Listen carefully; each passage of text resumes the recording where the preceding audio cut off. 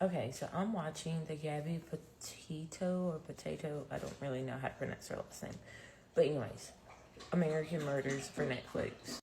I want to authentically bring y'all along while I watch this documentary. I finished episode 1, and I'm just going to say, I don't understand why the cops sent Brian to a hotel and allowed a girl who 22 years old to be left in a van by herself. I feel like that should have been reversed, where she went to the hotel, Brian stayed in the van. But who am I? I don't know. Obviously they only provided some clipping, so maybe that's what she wanted to do since the van was in her name. Not really sure. But then the other thing is, I genuinely feel from episode 1, the cops also failed her, because anybody that knows psychology knows that a person that is abused, they will cast blame on themselves before casting blame on the abuser. And it was more so like they genuinely listened to everything that Brian had to say, even though he had some scratches on his face and she had like a black eye, bruises on her arm. Like, obviously, if somebody is jumping on me, I'm going to defend myself. So I genuinely feel like it was just kind of like, oh, she's a young girl with anxiety. We're going to just take this guy's word for what's going on, when literally the complaint was filed in saying that a guy was slapping and beating the out of a young girl. All right, let's proceed to episode 2. To report Brian missing, and they haven't seen him for days. Holy shit, Brian's gone. We now have 2 people missing. Y'all, a narcissist would do anything and go to any lengths to make things about themselves. Okay, episode 2, I was not ready for, y'all. Like, literally, this woman wrote her son a letter, and in the letter said, if we need to bury a body, I will show up with a shovel and bags.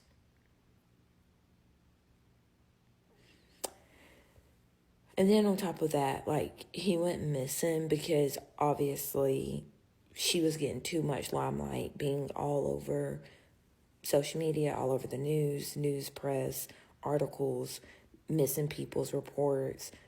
So she was getting too much attention, so he needed to make sure that he did something so that he could get attention and go out like he was a effing hero. No, sir, Brian. And you know what? Even if you cannot be found, your parents deserve to go down for what you did, because they also covered up for you. I am so disappointed. So disappointed in so many ways. But we're going to proceed. Episode 3. Another thing, before I can proceed to episode 3, the parents didn't want to talk to the law about anything, even when Brian was in the house. Don't try to call us now, talking about your son is missing and he's in danger and we're concerned. No, you didn't want to talk to us. Keep that energy. Okay. Yes, I did cry on episode 3 because I could just resonate so much with what her parents were going through and just empathize with them on what they probably experience on a daily basis. There were so many key points of like them going back to where they discovered her body. I thought that was so beautiful. And then like having the aura ring pop up whenever they took a picture of just symbolizing like her presence was there.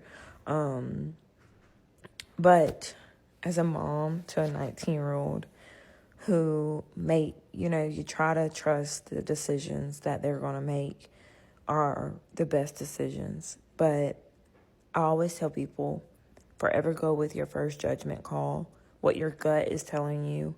I remember episode 1, Gabby's parents were saying that they really weren't sure about her, traveling across country with this guy, but that they had, trust and always wanted her to live her best life and just have fun and not live in fear. And as a parent, I feel like that's all we ever want, but sometimes we can see things clearer than our kids can, even though they're adults. And, I don't know.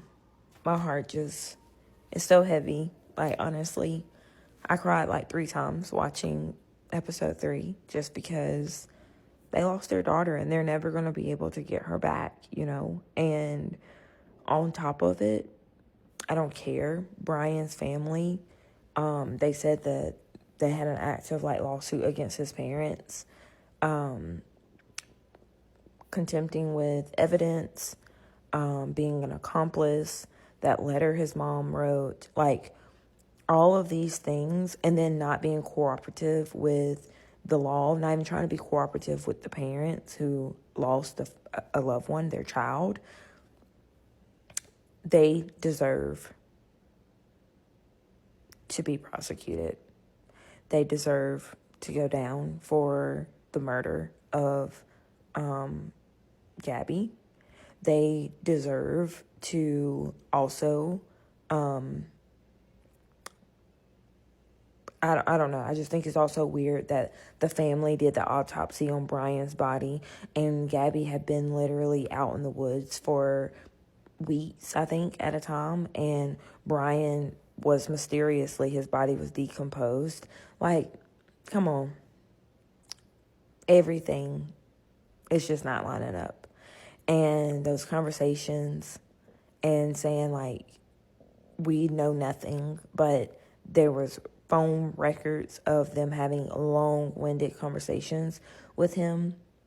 And then they used her van to go camping 2 or 3 days after he had returned home without her, and then told the law that they've been at their house the whole time. They don't know what's going on.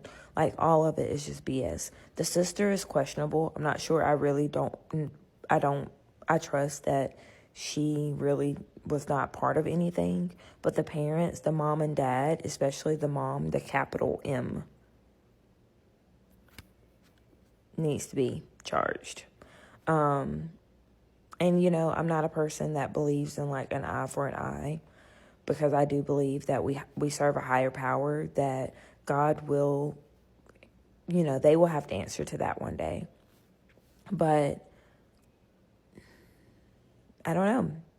The parent, strangers harassing them in the yard and at their home. I personally believe that they deserve that, because you know what? This family will never see their daughter again. They literally